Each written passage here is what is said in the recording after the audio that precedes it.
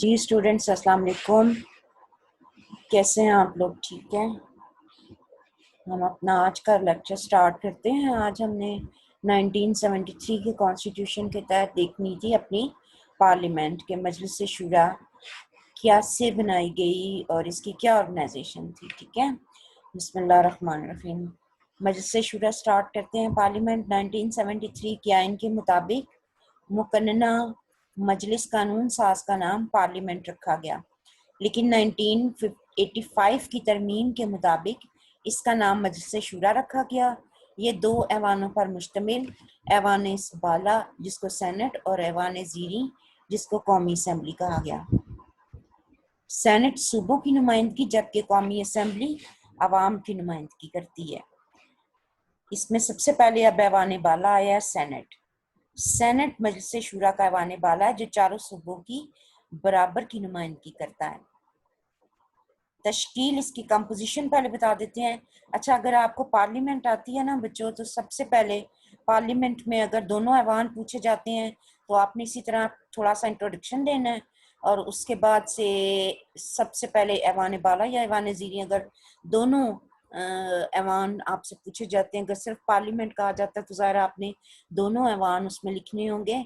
तो उसमें सबसे पहले जो है, जो भी ऐवान आप देंगे उसकी कंपोजिशन आपने बतानी है कि वो कितने अरकान पर मुश्तमिल है, कौन से अरकान किस किस इलाके से, और फिर उसके बाद उसकी जो है मियाद, और आप हाँ, इसमें भी आपकी बुक में भी होगा। फिर उनका टेन्योर कितना, अहलियत क्या है, इंतखाब इलेक्शन उनका कैसे होता है, फिर उनकी ना ड्यूटीज़ यानी फंक्शंस और फ़राइज़ उनके क्या हैं, वो फिर आपने दोनों में तहरीर करने होंगे।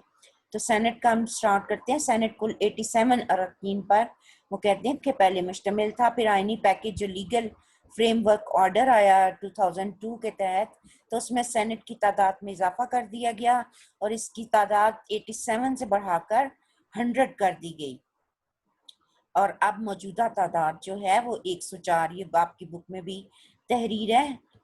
ठीक है, ये बिल्कुल लेटेस्ट 104 तादाद है। इसमें जनरल नशिस्तें उन्होंने दी हुई हैं, हर सूबे से 14, विफाक के ज़ेर इंतज़ाम फाटा से 8, विफाकी दारुल हुकूमत के लिए मखसूस 2, और ख़वातीन के लिए ये देखें हर सूबे से 4, तो 16 हो गई। विफाकी दारुल हुकूमत के लिए 1। टेक्नोक्रेट्स होते हैं अपनी अपनी फील्ड्स के जो एक्सपर्ट्स होते हैं ना, उनको टेक्नोक्रेट्स कहते हैं। हर सूबे से वो कहते हैं 4 लेंगे, तो ज़ाहिर चारों सूबों से 16। वफाकी दारुल हुकूमत के लिए 1, और माइनॉरिटीज़ अक़लियतों के लिए 4 नशिस्तें उन्होंने बताया हुआ, तो कुल नशिस्तें 104। ठीक है, क्वालिफिकेशन उन्होंने बताई है कि अगर सेनेट में अप्लाई करना है किसी कैंडिडेट ने, तो उसके लिए उसको क्या जो है रिक्वायरमेंट्स चाहिए। एटलीस्ट उसकी जो एज है वो 30 ईयर्स हो, और उसका नाम इंतखाबी हल्के में भी, जहाँ हम जैसे हम इलेक्शंस होते हैं ना तो वोट डालते हैं, तो वो एक बाकायदा फहरिस्तें बनती हैं, तो उस इंतखाबी हल्के में कॉन्स्टिट्यूएंसीज में वो कहते हैं उसका नाम दर्ज हो, पार्लियामेंट की तरफ से मुतय्यन करदा जो शराइत हैं उस पर वो पूरा उतरता हो, पाकिस्तान का शहरी हो और मेंटली तौर पर भी ठीक हो, किसी सरकारी या नीम सरकारी ओहदे पर फाइज ना हो, मुत्तकी और परहेजगार हो जाए तो बहुत बेहतर है। और कहते हैं कि नजरिया पाकिस्तान का मुखालिफ ना हो। नजरिया पाकिस्तान आपको याद है ना क्या है? नजरिया पाकिस्तान हमारा इस्लाम, हमारा मजहब इस्लाम। और जब हम इस्लाम की बात करते हैं तो हम कहते हैं कि नजरिया पाकिस्तान पर हमारा बिलीव है, तो इसका मतलब मजहब है। और मजहब का मतलब क्या है कि हम अपने जो ख़त्म नबूवत हुज़ूर सल्लल्लाहु अलैहि वसल्लम को हम आखिरी नबी तस्लीम करते हैं और कहते हैं कि इनके बाद कोई नबी नहीं आएगा।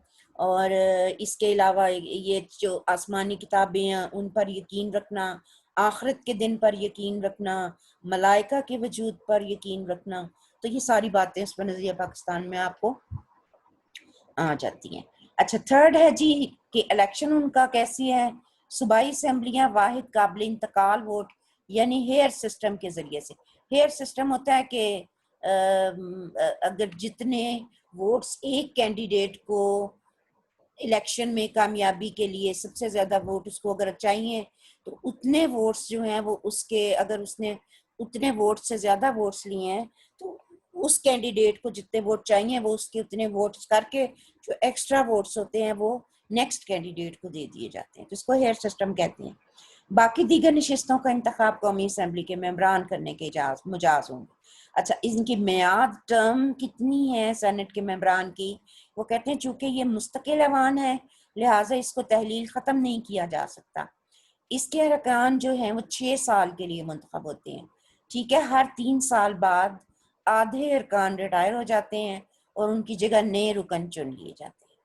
सेशंस इनके जो इजलास हैं सेनेट के वो कब कब हुआ करेंगे, ये देखते हैं कि सेनेट के इजलास वो कहते हैं साल में 3 मुनक्किद होना लाजमी है। इनके काम करने की मुद्दत 130 डेज रखी है इन्होंने, तो 130 दिन या आप कह लें कि 3 इजलास लाजमी है। वो इजलासों के दरमियान 120 दिन से ज़्यादा का कहते हैं वक्फा नहीं होना चाहिए। 120 दिन यानी 30 मंथ्स के 30 दिन होते हैं, तो यानी 4 महीनों का, ठीक है ना, 30 30 30 और इस तरह से 120 दिन यानी 4 हफ्तों का, 4 वीक्स का ना, कहते हैं कि ज्यादा इससे ज्यादा वक्फा नहीं होना चाहिए। ऐवान का इजलास कहते हैं सदर भी तलब करने का मजाज है, वो दोनों ऐवानों के इजलास भी तलब कर सकता है।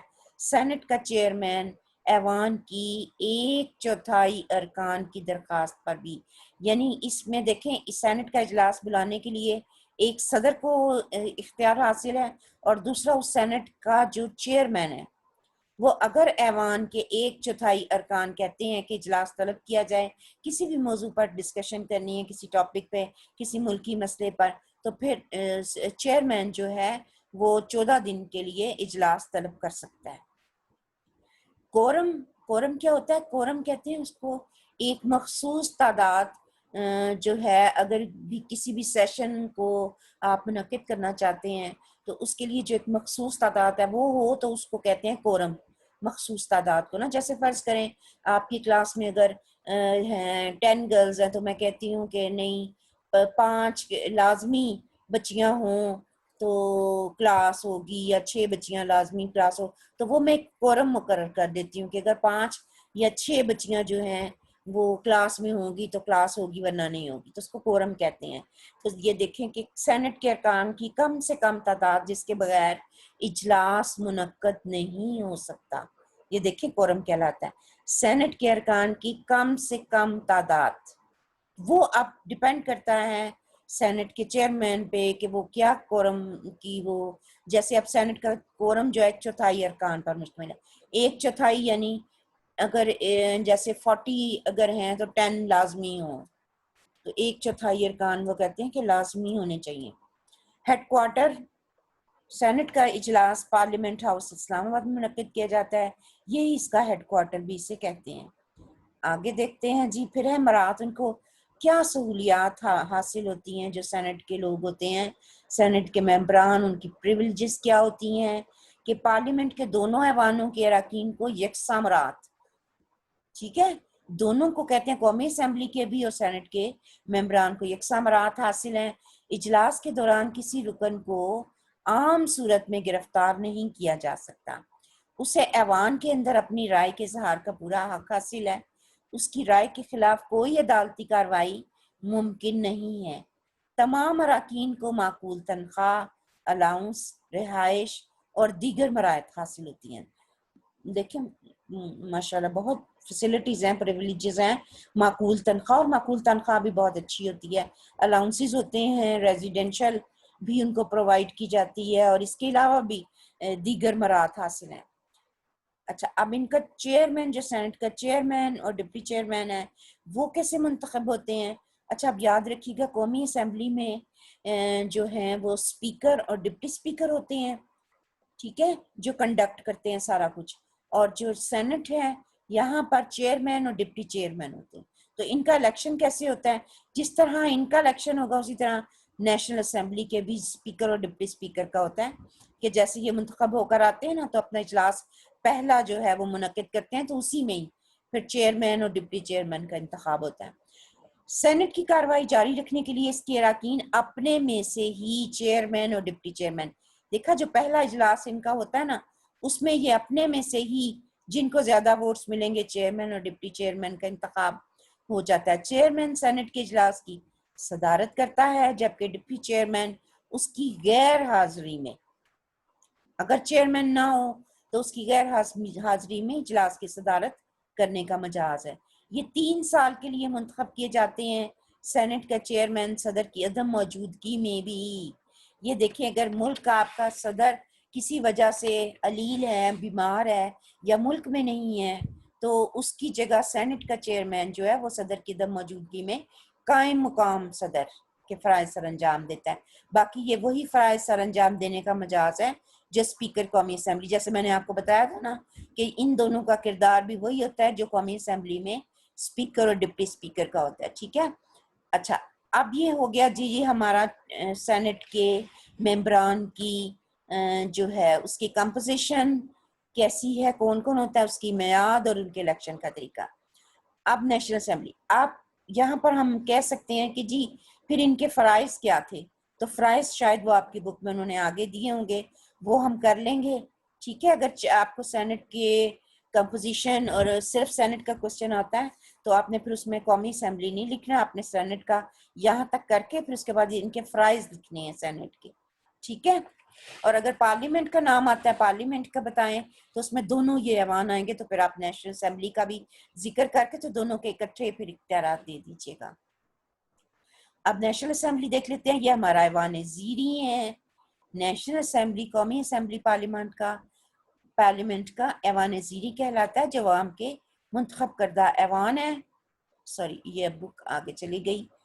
मुंतखब करदा ऐवान है और अवाम की नुमाइंदगी करता है। अब इसकी कंपोजिशन देखें कि कौमी असेंबली के आजकल देखें ना 342 बिल्कुल सही है जी, ये बिल्कुल लेटेस्ट इंफॉर्मेशन इसमें दी हुई है उन्होंने। ये देखिए, कौमी असेंबली के अरकान की तरह हो सकता है बच्चों, ये भी चेक कीजिएगा कि आपने जो बुक्स खरीदी हुई है ना, हो सकता है जो आपने बुक खरीदी है उसका सेशन पुराना हो, तो उसमें ये जो तादाद है ये डिफरेंट हो।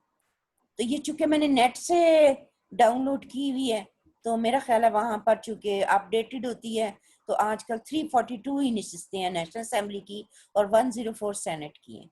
तो ये याद रखिएगा इसकी नशिस्तों की। आपकी बुक हो सकता है ओल्ड एडिशन हो तो उसमें ना एक्यूरेट दी हो, ना अपडेट ना की गई हो। अच्छा जी, नेशनल असेंबली के अरकान की तादाद 342 है। नशिस्तों की तकसीम इस तरह से: पंजाब 183, सिंध 75, खैबर पख्तूनख्वा 43, बलूचिस्तान 17, 12 फाटा, वफाकी दारुल-हुकूमत 2, अक़लियतों के लिए 10 नशिस्तें। अच्छा, इसमें ख़वातीन के लिए भी इस तरह नहीं दी हुई 60 नशिस्तें, ये इन्हीं में 342 में ही आएंगी। अच्छा, 60 नशिस्तें ये देखें कि ख़वातीन की ये दी हुई हैं। 70 नशिस्तें हैं ख़वातीन की। जनरल नशिस्तें 272, ख़वातीन की 70 नशिस्तें हैं। ठीक है जी, अब अहलियत देख लेते हैं कि इनकी क्या क्वालिफिकेशन, इनकी भी सेम होगी बच्चों, सिर्फ एज का थोड़ा सा डिफरेंस हो कि सेनेट में ज़रा मेच्योर लोग आते हैं और कौमी असम्बली में देखें, कौमी असम्बली का उम्मीदवार बनने के लिए लाजिम है पाकिस्तान का शहरी, सरकारी नीम सरकारी किसी मुनाफे बख्श ओहदे पर ना फाइज हो, उसका नाम वोटर लिस्ट की लिस्ट में दर्ज हो, पागल, दिवालिया ना, दिवालिया किसे कहते हैं कि जो भी जिसके पास अगर कोई जायदाद थी या कोई जो कुछ भी असासे थे तो उससे छीन लिए गए, या उसने खुद ही किसी वजह से जो है बैंक करप्ट हो गया या कुछ भी ना, तो कहते हैं कि फिर वो नहीं हो सकता। मुत्तकी और परहेजगार, आला सीरत का मालिक हो और नजरिया पाकिस्तान का मुखालिफ ना हो। ठीक है, ये वही सारी क्राइटेरिया, सिर्फ एज इसमें देखें कि इसमें है 25 ईयर्स, कि अगर 25 ईयर्स का है तो वो इलेक्ट हो सकता है। ठीक है, अच्छा, कंडीशंस फॉर वोटर्स, वोटर्स राय दहिंदगान कौन? आप लोग, हम लोग जो कि वोट देते हैं। ठीक है, हम वोटर्स कहलाते हैं ना, तो हमारे लिए भी देखें उन्होंने कुछ शराइत रखी हैं। हमारी उम्र अगर 18 साल है तो हम वोट देने के अहल हैं, हम पाकिस्तान के शहरी हों, हमारा नाम इंतखाबी फहरिस्त में भी दर्ज हो और हमें किसी अदालत ने दिमागी तौर पर मफलूज भी ना करार दिया हो, यानी वही बात के पागलपन ना हो और ज़हनी तौर पर हम ठीक हों, तो हम वोट देने का हक रखते हैं। अच्छा, अब कौमी असम्बली के जो मेंबरान हैं उनका इलेक्शन कैसे होगा? कौमी असम्बली के अरकान को मुतल्लिका इंतखाबी हल्के के राय दहिंदगान, वोटर्स, हम लोग बराह रास्त तरीके से मुंतखब करते हैं, यानी कौमी असम्बली के अरकान को हम लोग, आम लोग जो हैं वोटर्स राय दहिंदगान भी कहते हैं, लफ्ज़ इसका लिए इस्तेमाल होता है। तो वो हम वोट देकर उनको इलेक्ट करते हैं। अच्छा, उनकी दस्तबरदारी कि अगर उनको नशिस्त बर्खास्त करना है या उनको बरतरफ करना है तो उस वो कैसे होगा। अगर कोई रुकन एक से ज़ायद नशिस्तों पर, यह भी सूरत होती है सिचुएशन, जरूरी नहीं कि बरतरफ की, कि अगर ये भी है कि अगर इलेक्शन में आपने देखा होगा ना कि एक शख्स जो है वो 2-2 3-3 सीटों से इलेक्शन लड़ रहा होता है ना, तो वो ये अब ये बात कर रहे हैं कि अगर कोई रुकन एक से ज़ायद नशिस्तों पर मुंतखब हो जाए तो वो सिर्फ एक नशिस्त रख सकता है, ठीक है। बाकी नशिस्तों से उसे दस्तबरदार होना पड़ेगा और बाकी नशिस्तें जो वो छोड़ेगा उन पर दोबारा इलेक्शन होंगे। फिर ये भी होता है, ठीक है, खज़ार खाली होंगी वो नशिस्तें तो फिर उन पर दोबारा से इलेक्शन होंगी। अगर कोई रुकन ऐवान की इजाज़त के बगैर ऐवान के इजलास से मुसलसल 40 रोज तक गैर हाजिर रहे तो ऐवान उसकी नशिस्त खाली करार दे सकता है। ये भी बहुत सूरत सिचुएशन है कि अगर कोई 40 दिन तक मुसलसल कोई भी मेंबर जो है कौमी असेंबली का वो गैर हाजिर है, एब्सेंट है, तो फिर ऐवान मिजाज है कि वो उसकी नशिस्त को खाली करार देकर दोबारा से उस पर इलेक्शन फिर करवाएंगे। कोई रुकन स्पीकर को अपना इस्तीफा पेश करके भी अपनी रुकनीत छोड़ सकता है। ये भी सिचुएशन है कि अगर कोई खुद चाहे कि वो अपना जो है वो नशिस्त को छोड़ना चाहता है तो वो स्पीकर के नाम अपनी एप्लीकेशन लिखकर उसको जमा करवा कर तो अपनी रुकनीत छोड़ सकता है। अब इनके इजलास कैसे होंगे, उनका पीछे आपने देखा था ना कि कहते थे कि साल में सेनेट में 3 इजलास होने लाजमी है, 120 दिन का वक्फे से ज्यादा नहीं होना चाहिए। अब इनका देखते हैं कि इनके सेशंस, इनके इजलास कब कब होंगे। कौमी असेंबली के साल में कम से कम 3 इजलास, ठीक हो गया। इनके काम करने की मियाद 130 दिन है। 2 इजलासों के दरमियान 120 दिन से वक्फा मुमकिन नहीं है ज्यादा। ये भी इसी तरह 120 दिन से ज्यादा वक्फा नहीं। कौमी असेंबली के 1/4 अरकान की तादाद पर दरखास्त पर स्पीकर इजलास तलब कर सकता है। यह इजलास सिर्फ स्पीकर ही मुलतवी करेगा, सदर को पार्लियामेंट के एक ऐवान या दोनों ऐवानों, बस सदर, और आप याद रखें अगर कौमी असेंबली है तो स्पीकर इजलास तलब करने के और बर्खास्त करने की मतलब उसकी इख्तियार है, और इसी तरह सदर को भी, सदर और स्पीकर। और सेनेट में क्या था, सेनेट में भी सदर और जो सेनेट का चेयरमैन है वो दोनों मजाज थे इजलास तलब करने के और उसको बर्खास्त करने के। अब इनकी मियाद देखें, टर्म कितनी है कौमी असेंबली, कितने साल के लिए। कौमी असेंबली 5 साल के लिए मुंतखब की जाती है। 5 साल गुजरने के बाद असेंबली खुद ब खुद ख़त्म तस्वुर होगी, लेकिन इसको इसकी मुकर्ररा मुद्दत से पहले सदर खुद या वज़ीर आज़म के मशवरे पर तहलील कर सकता है, तहलील या ख़त्म कर सकता है, ठीक है। तो कौमी असेंबली कब तक रहेगी, 5 साल के लिए रहेगी। लेकिन अगर सदर चाहता है कि असेंबली जो है वो किसी किस्म का काम नहीं कर रही या करप्ट है या कुछ, तो सदर बर्खास्त कर सकता है और बाज़ औक़ात वज़ीर आज़म सदर को मशवरा देगा कि जो है असेंबली को बर्खास्त कर दिया जाए, ठीक है। अच्छा, कोरम, इसी तरह सेनेट का कोरम याद है 127।